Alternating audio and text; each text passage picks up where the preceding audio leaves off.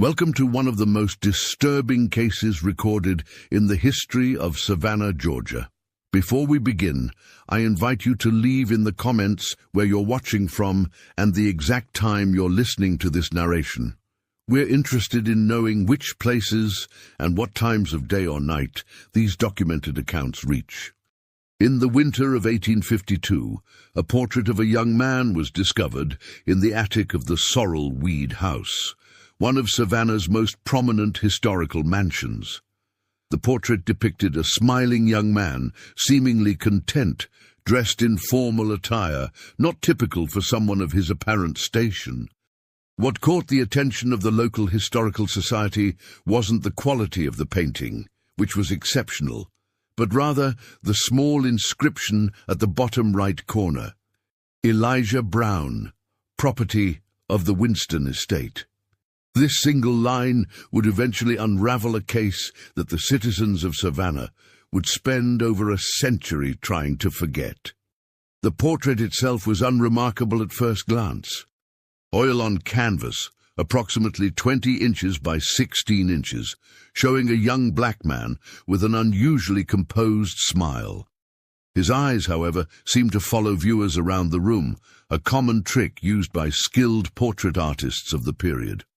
What made this particular painting strange was that slaves were rarely depicted in formal portraiture during the antebellum period, especially not with the dignity afforded to this subject. According to records from the Savannah Historical Society, the painting was initially catalogued simply as Portrait of Unknown Young Man, and placed in storage along with dozens of other recovered artifacts from the city's pre-Civil War era. It wasn't until 1873, over 20 years after its discovery, that anyone took particular interest in the painting. A researcher named Thomas Hardwick, working on a comprehensive documentation of Savannah's architectural history, noticed the portrait while photographing items for the Historical Society's archives. According to his journal entries, discovered in 1965 during a renovation of the Georgia Historical Society building, Hardwick wrote, "The young man's eyes possess a peculiar quality, not quite sadness, not quite acceptance, as though he knows something the viewer does not." Full times, and was owned by the Carmichael family.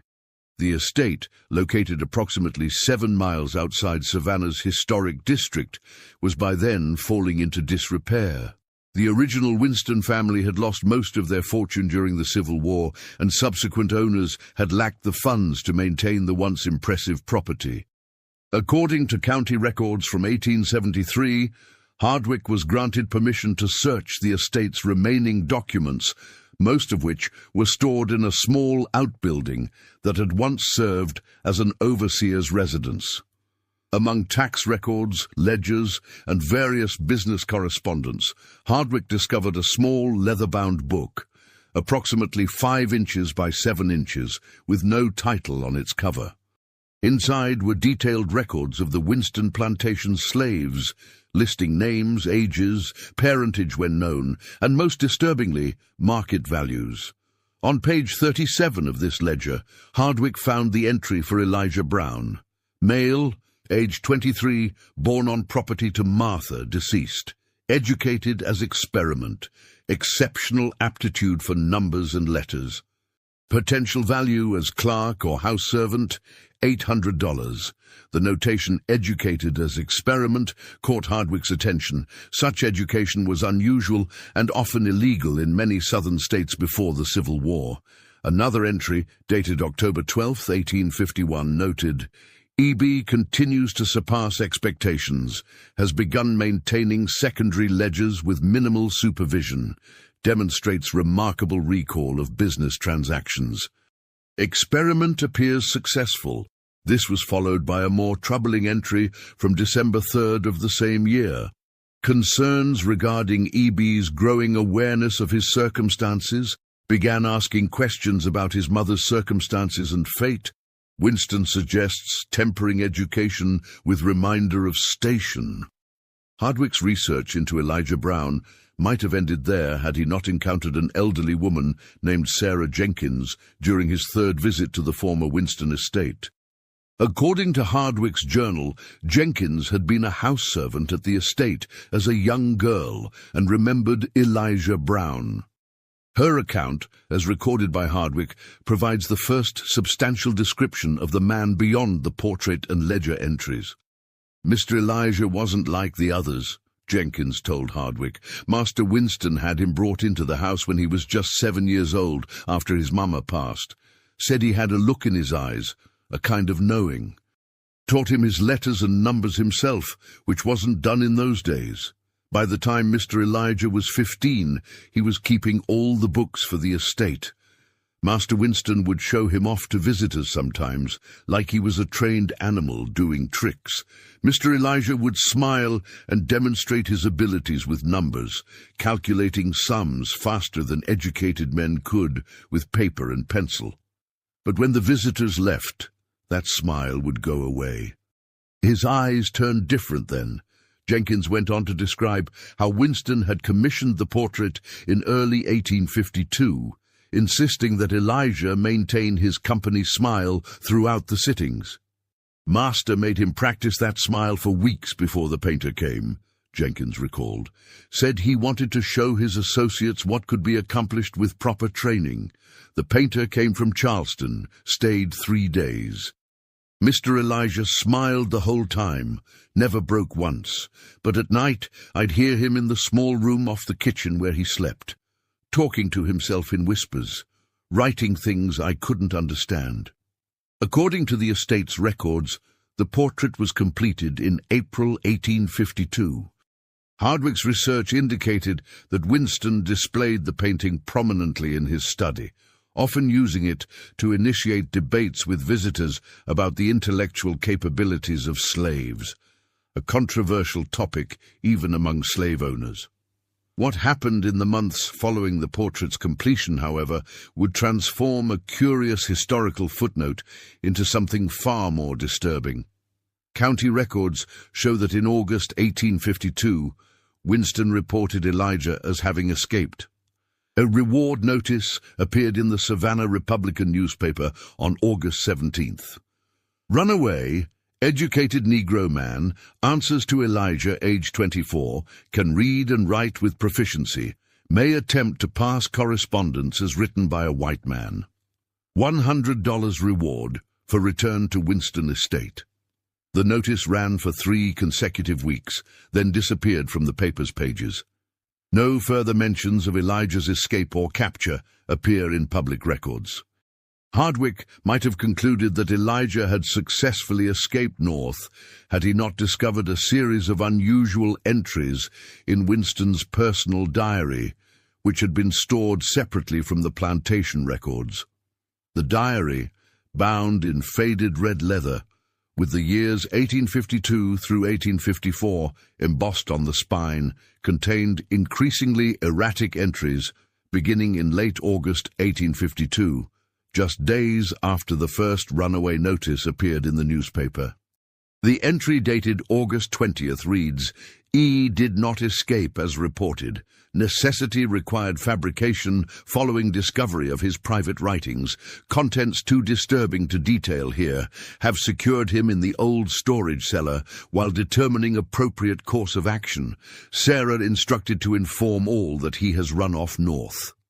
A subsequent entry dated August 25th provides a more troubling glimpse into the situation. E.'s confinement continues. He shows no remorse, maintains that his calculations were correct. The ledgers he kept in secret suggest systematic discrepancies going back 3 years. Funds diverted, transactions recorded incorrectly. The extent of his deception is yet unknown. More concerning are his writings about the others. He has been watching us as we watched him, recording observations, weaknesses. When questioned, he simply smiles, the same smile as in the portrait. It unsettles me greatly. The diary entries become increasingly preoccupied with Elijah in the weeks that follow. Winston describes sleepless nights, hearing what he believed were whispers coming from the sealed cellar. On September 10th, he wrote, "Sarah and 2 others claim they've seen E in the main house at night, despite the cellar door remaining securely locked. Impossible, of course. Yet the ledgers in my study show new entries in his distinctive hand.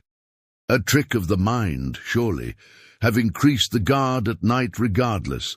The final mention of Elijah in the diary comes on October 3rd. The matter with E has been resolved permanently. Cellar sealed. Portrait to be removed from study and destroyed. Sarah dismissed for spreading rumors among the others.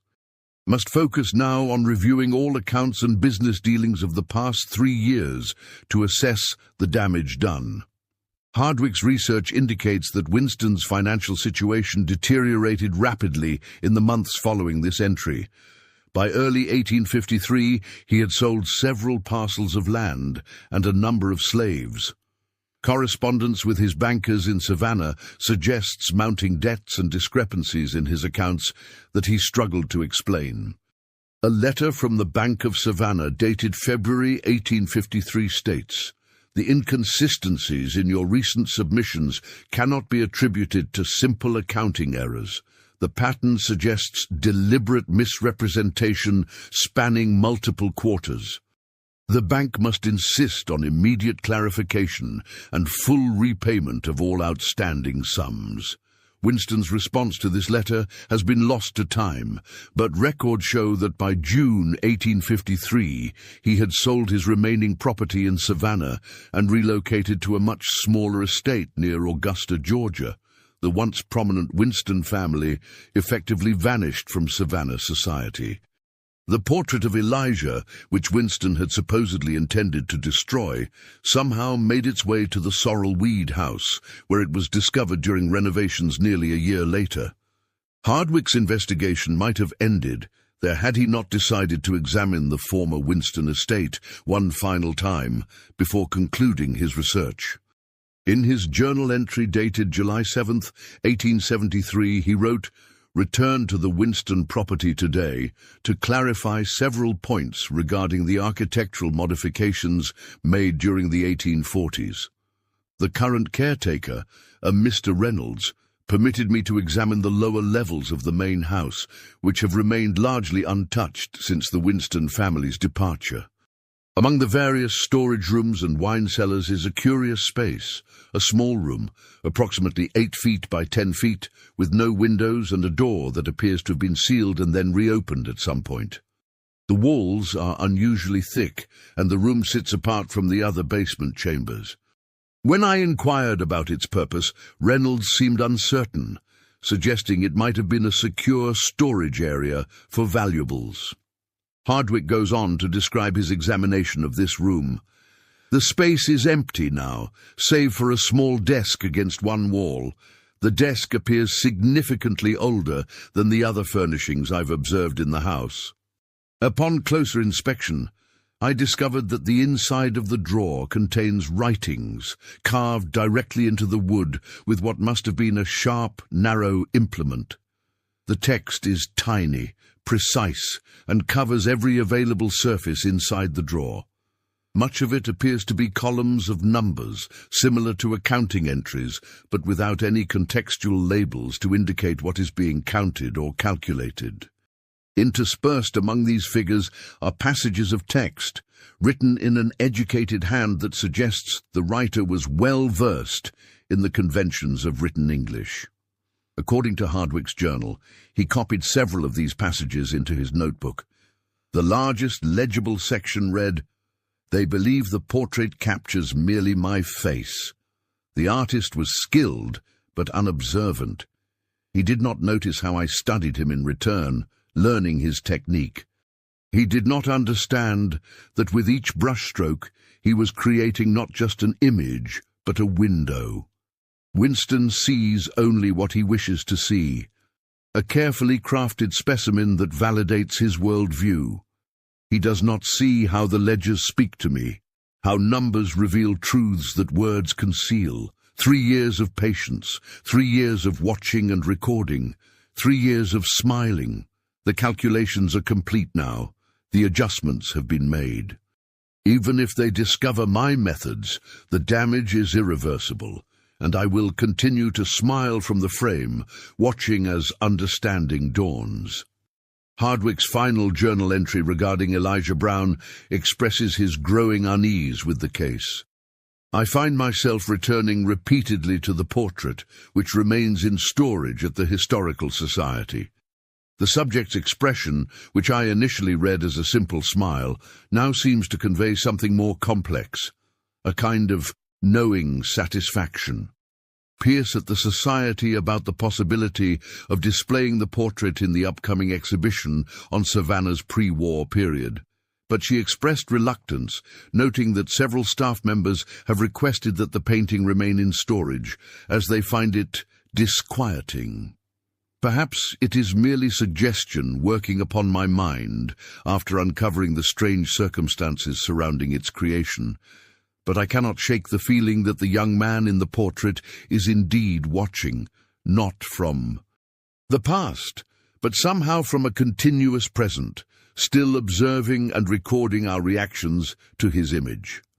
Hardwick's research notes and journal were stored in the Georgia Historical Society archives following his death in 1881. I've spoken with Mrs. The portrait itself remained in storage until 1927, when it was briefly displayed as part of an exhibition on African American history in Georgia. According to exhibition records, the painting was removed after just 3 days due to complaints from both staff and visitors who reported feeling watched or followed by the subject's gaze. The curator's notes indicate that one elderly visitor, whose name is not recorded, became visibly distressed upon seeing the portrait, claiming, "That's him!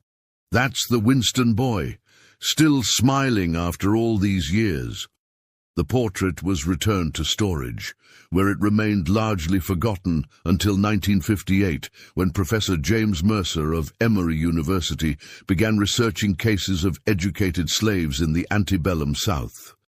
Mercer's notes, published in the Journal of Southern History in 1960, mention the portrait of Elijah Brown as a remarkable example of how certain slave owners, despite the prevailing attitudes of the time, recognized and even cultivated the intellectual capabilities of those they enslaved, though typically for their own benefit rather than out of humanitarian concern.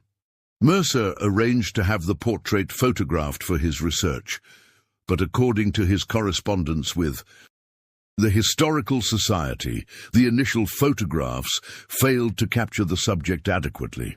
A second attempt produced images that Mercer described as strangely distorted, particularly around the eyes and mouth.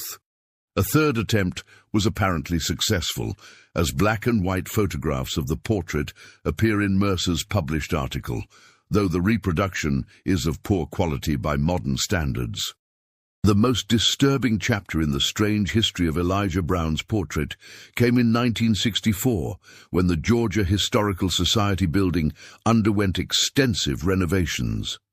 The portrait, along with numerous other artifacts, was temporarily relocated to a climate-controlled storage facility in Atlanta. According to the transfer inventory, the painting was packed in a custom crate and loaded onto a truck on March 12, 1964. The receiving inventory at the Atlanta facility, however, lists the crate as empty upon arrival, with a notation: Item A347, portrait, oil on canvas, circa 1852, missing. Crate sealed and undamaged. Inquiry initiated. No explanation for the painting's disappearance was ever documented, and after several months, the Historical Society filed an insurance claim for the lost artifact. The matter might have ended there, consigning Elijah Brown's portrait to the long list of historical items lost to time or theft, had it not been for a curious development at the former Winston estate. In May 1965, the property which had changed hands numerous times since the Winston family's departure, was purchased by the Savannah Historical Preservation Trust with the intention of restoring it as a museum dedicated to plantation life in antebellum Georgia. During the initial assessment of the property, workers discovered that the small room in the basement, described in Hardwick's journal, had been sealed, the doorway bricked over and plastered to match the surrounding walls.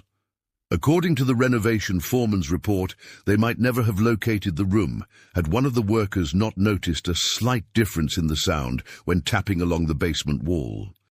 After consulting the original architectural plans, which confirmed the existence of a space behind the wall, the trust decided to reopen the sealed room as part of their restoration efforts.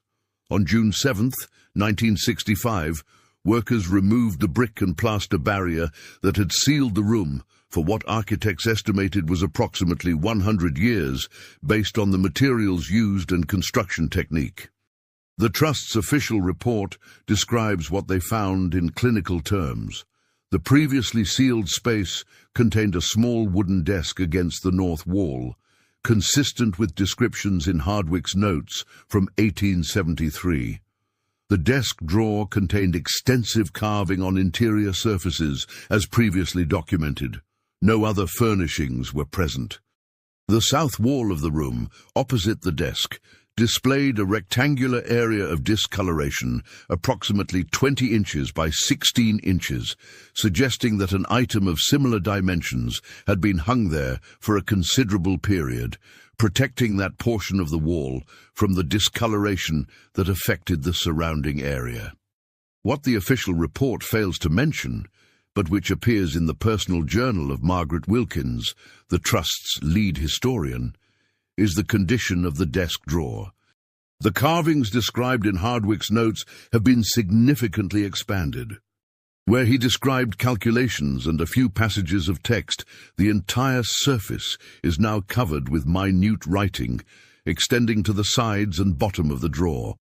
Most disturbing is that portions of this text reference events that occurred long after the room was supposedly sealed, including specific mentions of Hardwick's research, the 1927 exhibition, and even Mercer's photography attempts in 1960. The final entry, carved in the bottom right corner of the drawer, is dated March 13, 1964, the day after the portrait was packed for relocation to Atlanta. It reads simply, "I have learned enough. It is time to leave this frame."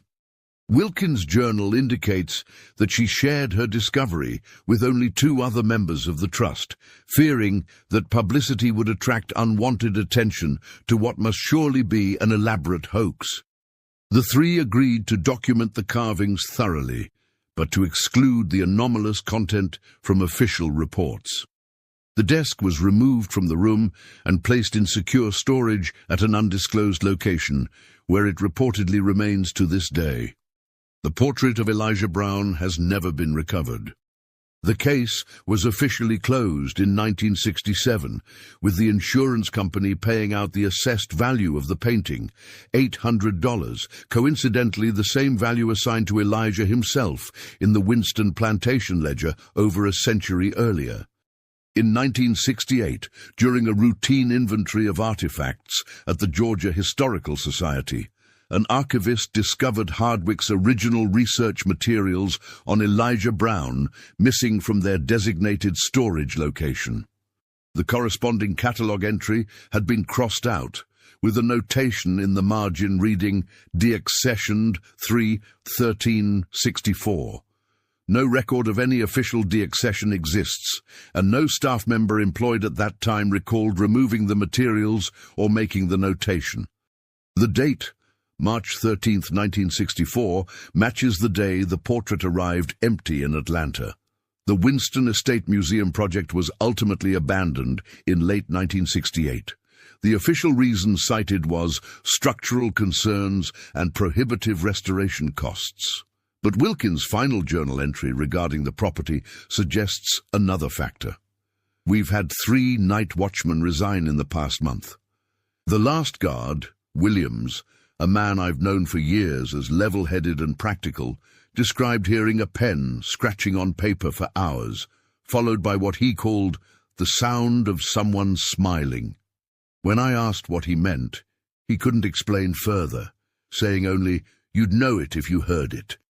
The board's decision to abandon the project comes as a relief to those of us familiar with the full circumstances. The Winston estate remained vacant for several decades, gradually deteriorating until it was demolished in 1987 to make way for a residential subdivision. All report similar experiences. The sound of writing coming from the basement, specifically from the room we unsealed, despite it being empty now. During excavation for the development's infrastructure, workers uncovered a small metal box in the area where the main house's basement had been. According to county records, the box contained a single item, a folded piece of paper with a detailed sketch of a smiling young man, signed E.B. in the corner. The developer, considering it of no significance, discarded the item, and construction proceeded as planned. The subdivision, originally named Winston Estates in reference to the property's history, struggled with low occupancy rates despite the growing housing market in the Savannah area.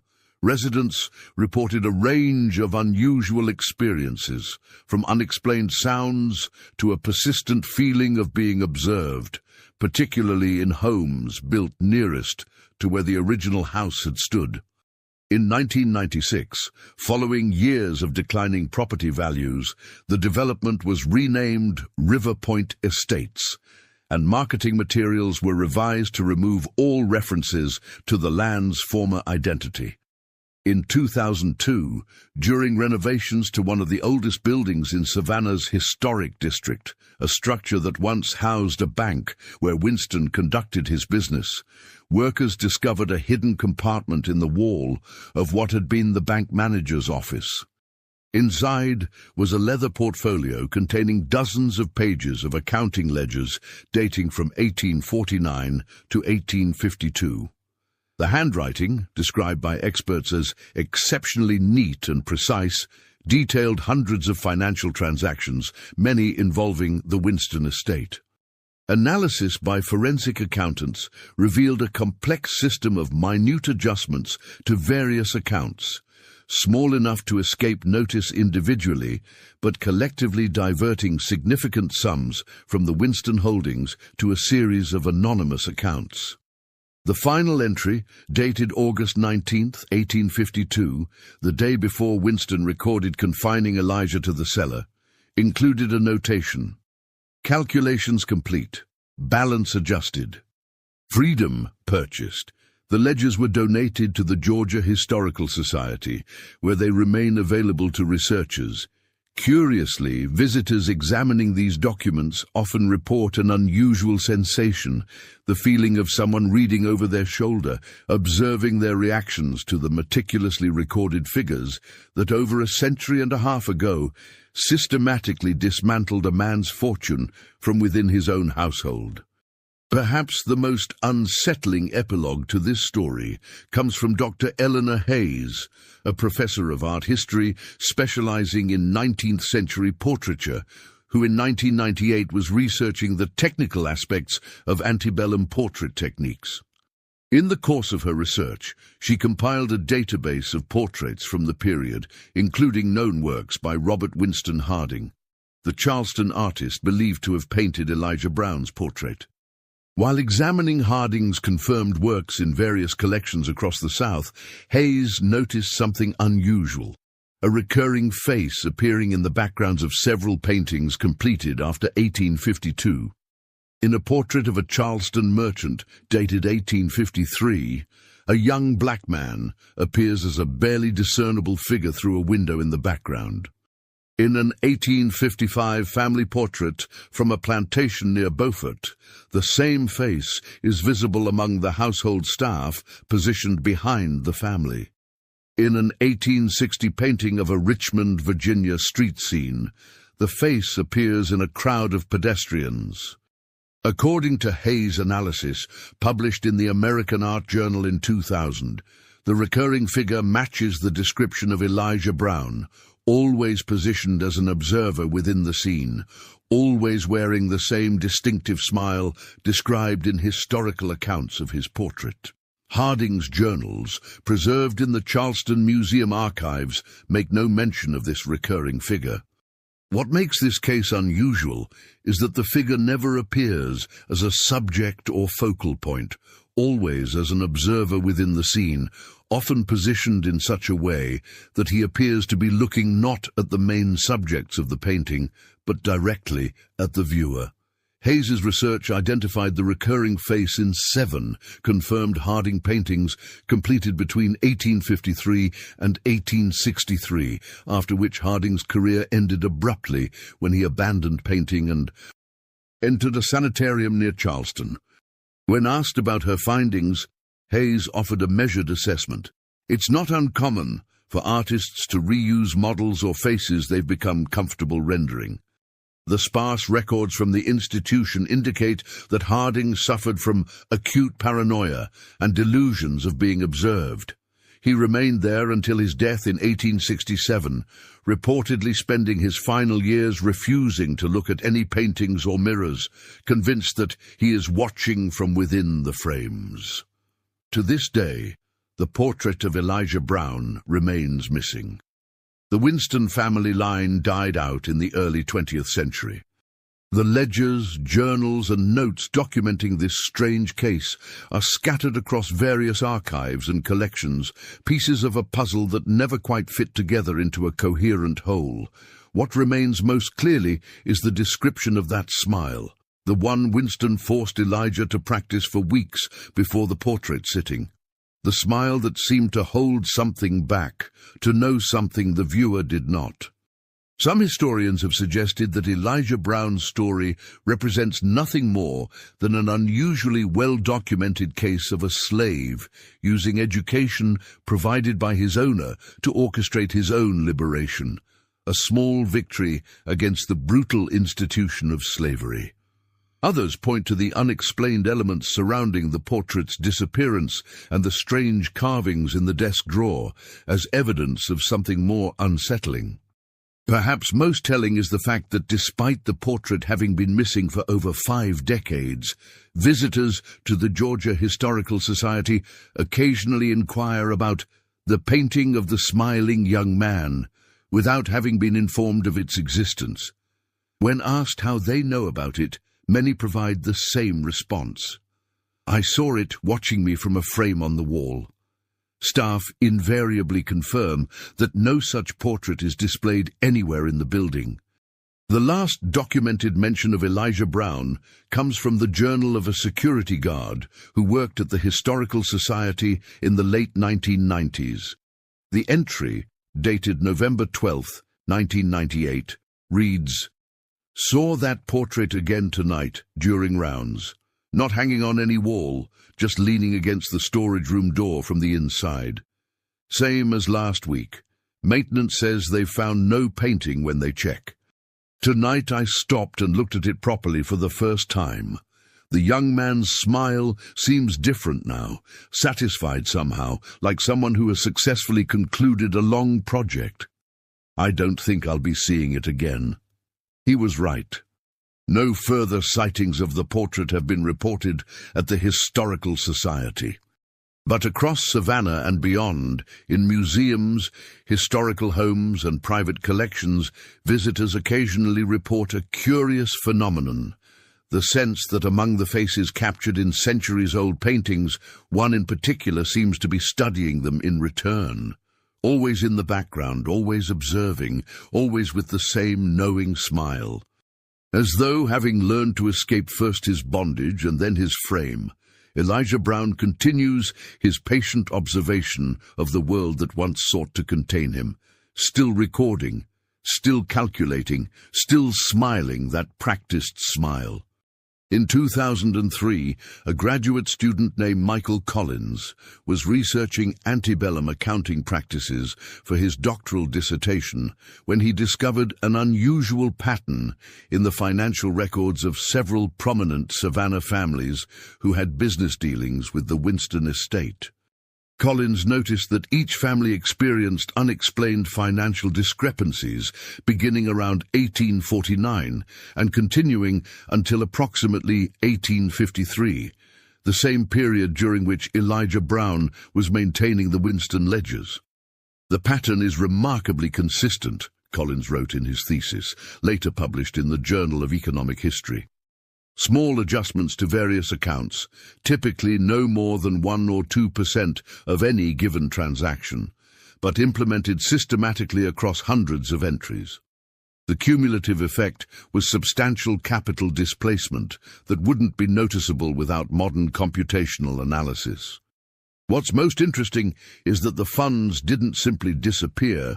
They appear to have been redirected through a complex series of transactions that ultimately consolidated the diverted sums in several accounts at the Freedmen's Savings Bank, established after the Civil War."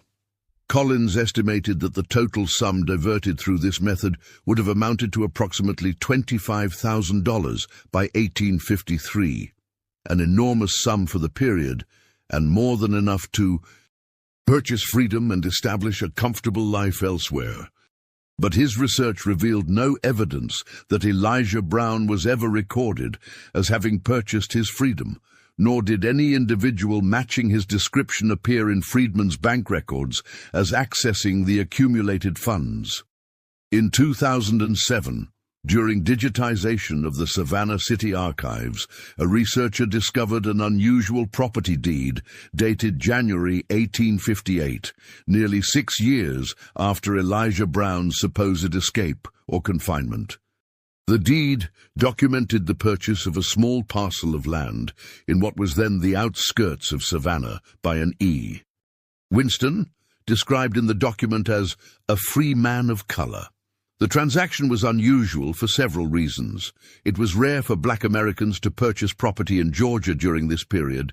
The buyer's signature on the deed showed education well beyond what was typical for the time. And most notably, the property was located less than half a mile from the former Winston estate. According to survey records, the land purchased by E. Winston had a small elevation that provided a direct line of sight to the main house of the Winston property. The deed specified plans for construction of a modest dwelling with studio space appropriate for an artist, though city records show no evidence that any structure was ever built on the property. The land remained in E. Winston's ownership until 1864, when ownership reverted to the city due to unpaid taxes. No further records of E. Winston appear in any Savannah archives. Dr. Camille Roberts, an art historian specializing in hidden narratives in Southern portraiture, published a paper in 2012 suggesting that Elijah Brown may have been more than just an educated bookkeeper. Her analysis of Hardwick's notes and the fragmentary descriptions of the portrait indicate techniques that weren't commonly employed by white artists of the period. The description of the subject's gaze following viewers around the room suggests the artist used a specific technique for rendering eyes that creates this illusion, Roberts wrote. This technique was well known in European artistic traditions, but was not widely employed by American portrait artists of the period, with the notable exception of several black artists who had trained in Europe. The possibility that Elijah Brown may have received some form of artistic training, or perhaps even collaborated with the artist who painted his portrait, offers an intriguing new dimension to this case. Roberts's theory gained unexpected support in 2015, when a letter dated 1850 from plantation owner Richard Hartwell to Francis Winston was discovered during restoration of a historic home in Charleston. In the letter, Hartwell inquires, "Has your experiment with the young man's artistic education yielded the results you anticipated? Our mutual friend Harding speaks highly of his natural ability, particularly his grasp of perspective and the human form. I remain skeptical that such talents can be developed to a professional standard in one of his race, but would be most interested to view the results when next I visit Savannah." No response from Winston to this inquiry has been found, and no other documents directly confirm that Elijah received artistic training. However, the letter suggests that Winston's experiment in educating Elijah may have extended beyond literacy and accounting to include artistic instruction, possibly from the very same Robert Winston Harding, who would later paint Elijah's portrait. The strange case took another turn in 2018, when the Telfair Museums in Savannah received an anonymous donation of a small leather-bound sketchbook. The accompanying note stated only, "Found among my grandfather's effects, believed to be connected to the EB case." Museum staff initially catalogued it as a 19th-century artist's sketchbook of unknown provenance, but closer examination revealed a small EB pressed into the leather on the back cover. The sketchbook contained dozens of detailed pencil drawings, primarily studies of faces in various expressions. Art experts confirmed that the sketches dated approximately to the mid-19th century based on the paper and materials used. Most striking were several self-portrait studies of a young black man with a composed, almost enigmatic smile, a face that matched descriptions of Elijah Brown from historical accounts. More disturbing were the later pages, which contained meticulously detailed sketches of the Winston family, servants, and various visitors to the estate, each captured in unguarded moments, sleeping, arguing, or engaged in private activities. The sketches had the quality of surveillance, each annotated with dates, times, and occasional brief notes about the subject's habits or weaknesses. The final pages of the sketchbook contained technical studies of portrait painting techniques, focusing particularly on the rendering of eyes. One page bore a single cryptic notation: "The frame is both prison and window. The observer can become the observed. The portrait can become a portal." Dr. Roberts, who was invited to examine the sketchbook, noted similarities between the techniques studied in these drawings and those employed in the portraits, where Hayes had identified Elijah's face appearing in the background. If Elijah Brown received artistic training from Harding, and if he was indeed the creator of these sketches, it suggests a level of artistic ability that could potentially explain some of the more inexplicable aspects of this case, Roberts wrote in her analysis. The study of portraiture is, in essence, the study of how to capture a person's essence within a frame. For someone like Brown, whose personhood was legally denied, whose very self was considered property, mastering this art may have taken on profound additional dimensions. In 2021, during inventory at the Charleston Museum Archives, staff discovered an unlabeled daguerreotype that had been misplaced among unrelated materials. The image, dating to approximately 1853, based on the photographic technique used, showed the interior of what appeared to be an artist's studio. Seated at an easel, his back to the camera, was a man whose identity could not be determined from the image. On the easel was a portrait in progress, a plantation scene with a family gathered on a porch. And barely visible in the background of the painting within the photograph, watching from the edge of a nearby field, was a figure whose face, though small in the image, bore a striking similarity to the descriptions of Elijah Brown.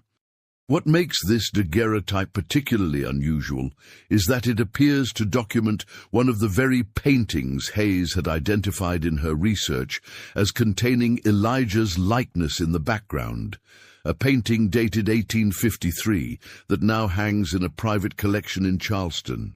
The photograph seems to capture the portrait while still in progress, suggesting that whoever took the image had access to Harding's studio during the creation of the work. The reverse of the daguerreotype bears a handwritten inscription so faded as to be nearly illegible. Digital enhancement revealed what appears to be the words, "He watches as I work, not I him, but he me." In the years since this discovery, researchers have revisited the 7 Harding paintings identified by Hayes as containing Elijah's likeness in the background. Advanced imaging techniques have revealed something previously unnoticed. In each painting, the eyes of the Elijah figure appear to be looking not just at the viewer, but specifically at the main subject of the portrait. More disturbing still, infrared analysis shows that in several of the paintings, the main subjects originally had different facial expressions, which were later modified. In each case, the changes made the subjects appear more vulnerable, more revealing of character flaws or weaknesses. Dr. Roberts has proposed a theory that has gained both supporters and detractors in academic circles. She suggests that Elijah Brown may have found a form of freedom neither through escape nor through purchasing his liberty, but through a more unusual route, by somehow inserting himself into Harding's works. The recurring presence of his likeness in these works, always positioned as an observer of the main subjects, could represent a form of artistic signature, or perhaps something more profound, a deliberate subversion of the very medium that had been used to objectify him in his own portrait. This theory might explain Harding's eventual psychological collapse and his specific delusion of being watched from within frames. It might also explain the strange carvings in the desk drawer discovered at the Winston estate, with their references to events that occurred long after the room had supposedly been sealed. If Brown had indeed received artistic training, and if he had developed a close working relationship with Harding, he may have had opportunities to influence or even directly contribute to Harding's paintings, Roberts suggests. What it cannot easily explain, however, is the portrait's disappearance in 1964, or the continued reports of sightings of a young man with a distinctive smile appearing in the backgrounds of paintings where he was not previously noticed. In 2023, a visitor to the High Museum in Atlanta reported an unsettling experience while viewing their collection of 19th-century American portraiture. The visitor, an art history professor from Emory University, claimed that in a painting dated 1860, a formal portrait of a Georgia judge, she noticed a figure in the background that had not been present when she had previously studied the same painting for a research project. According to her account, partially visible through a window behind the judge's desk, was the face of a young black man with an unmistakable smile, his eyes fixed not on the judge, but directly at the viewer. Museum staff, responding to her report, found no such figure in the painting.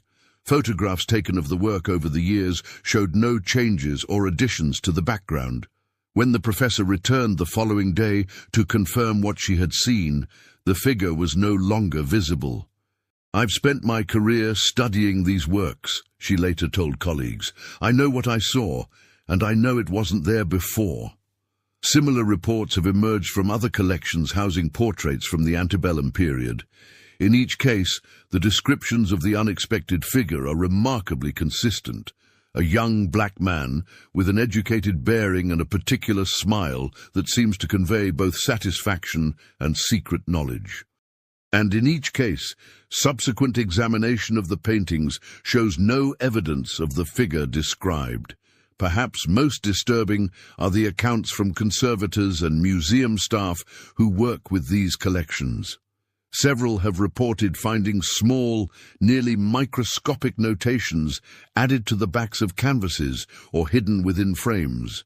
Tiny, precise handwriting that matches samples of Elijah's writing preserved in historical records. These notations typically consist of nothing more than a date and the initials EB, but the dates range from the 1850s to as recent as the present decade. The most recent development in this strange case occurred earlier this year when the Georgia Historical Society received an anonymous package containing what appeared to be original accounting ledgers from the Winston estate, dating from 1849 to 1852. Initial authentication suggests the documents are genuine, though they were not previously known to exist in any archive or collection. The ledgers contain the expected records of plantation business, but interspersed throughout are small, meticulous notes in a different hand from the main entries. Observations about the Winston family, their visitors, their weaknesses and secrets. The final pages contain something even more unusual, detailed instructions for creating pigments and preparing canvases, followed by what appears to be a formula for a specific type of varnish. The last entry, dated August 18th, 1852, 2 days before Winston recorded confining Elijah to the cellar, reads simply, "The portrait will be complete tomorrow. And then, so will I." Accompanying the ledgers was a single sheet of modern paper with a typed message. He is still watching, still recording, still calculating. The portrait was never the prison he escaped from. It was the door through which he left. Researchers continue to study the various documents, artifacts and accounts related to Elijah Brown and his mysterious portrait. Some dismiss the entire case as nothing more than a series of coincidences, misinterpretations, and elaborations on what was likely a simple story of an educated slave who either escaped or met a more tragic fate at his owner's hands. They point to the lack of any single definitive piece of evidence that would confirm the more unusual theories surrounding the case. Others see in Elijah's story something more profound, a narrative about observation and being observed, about how those deemed objects by society might find ways to become subjects on their own terms. In this view, Elijah's possible artistic abilities and his documented skill with numbers provided him tools to reshape the reality that sought to contain him. What remains undisputed is that somewhere in Savannah in 1852, a young man born into slavery sat for a portrait, wearing a smile that those who saw it described as knowing, as concealing something. The portrait itself has vanished, but the story of Elijah Brown continues to resurface, to be retold and re-examined, as though the subject himself is ensuring that his narrative remains unfinished. Visitors to Savannah's historic district occasionally report an unusual experience when passing the former site of the Georgia Historical Society's original building, where the portrait was stored for many years. They describe a momentary sense of being studied, as though someone is taking their measure, recording their reactions, adding their observations to some ongoing calculation. The feeling passes quickly, just long enough for them to glance around and catch, from the corner of their eye, what might be a young man with an unforgettable smile, watching from a window or doorway, that upon closer inspection contains no one at all. Meanwhile, in museums and galleries across the country, curators have begun to notice a curious pattern. Paintings from the antebellum period, particularly portraits from the Savannah area, occasionally seem to contain subtle changes when examined after periods in storage. A shadow that wasn't previously noted, a background detail that seems to have shifted, a face partially visible where only a blank wall was before. These changes are always minor enough to be dismissed as errors in memory or record-keeping, yet consistent enough to create unease among those who work closely with the collections. In 2024, a visiting researcher examining the Harding family papers at the Charleston Museum discovered a previously overlooked letter from the artist to his sister, dated October 1852, 6 months after completing Elijah Brown's portrait. In it, Harding writes, "I find myself unable to work without constantly checking over my shoulder, convinced that I am being observed. More disturbing still is the growing sense that my canvases themselves are watching me. I know this sounds like madness, but I swear to you that on 3 occasions now I have found evidence that someone has modified my works in progress when the studio was locked and empty.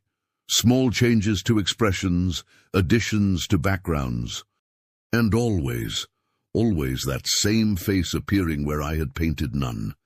He sits for one portrait, and now seems determined to insert himself into all the others." The final paragraph of Harding's letter offers perhaps the most disturbing perspective yet on the case. I begin to wonder if it was ever truly my brush that created his likeness, or if I was merely the instrument through which he found a way to capture himself, not as property to be displayed, but as an observer who would never again be confined to a single frame. He watches now from everywhere and nowhere, having learned that portraits need not be prisons. They can be windows through which one might step, leaving behind only a smile that says, "I have found the way out." As for the original portrait of Elijah Brown, it remains missing. The empty crate that arrived in Atlanta in 1964 sits in the Georgia Historical Society's storage facility, preserved as part of the case's documentation. Occasionally, staff report hearing a sound from within it, not the rattle of a frame or canvas, but something softer, more deliberate. Something that, as the night guard once wrote, sounds remarkably like someone smiling. Perhaps Elijah Brown, born into a system that denied his humanity and treated him as property, found a unique form of liberation, not by escaping north like so many others, but by discovering a way to step between frames, to move from being the observed to being the observer. Perhaps, in learning to maintain that practiced smile for the portrait Winston commissioned, he discovered something about the nature of representation itself, about how an image might become more than just a record, might become a doorway, or perhaps, as some suggest, the story of Elijah Brown and his vanished portrait is nothing more than a peculiar historical footnote, embellished over time into something more mysterious than the reality warrants. Perhaps the portrait sits forgotten in some private collection, unremarkable, except to those who know its history. Perhaps Elijah himself simply escaped or died, his fate no different from countless others born into bondage in that dark chapter of American history. Whatever the truth, the story of the portrait of the smiling boy, born a slave, continues to resurface, to be rediscovered by each new generation of researchers.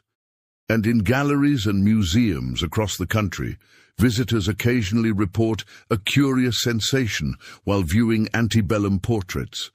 The feeling that among all the faces captured in frames, one in particular is not simply preserved in paint, but actively watching, recording, calculating, still smiling that same knowing smile that Winston made him practice, but now on his own terms. No longer the subject, but the observer. No longer contained, but free to move from frame to frame, from past to present, ensuring that his story, like his gaze, never remains fixed in a single perspective.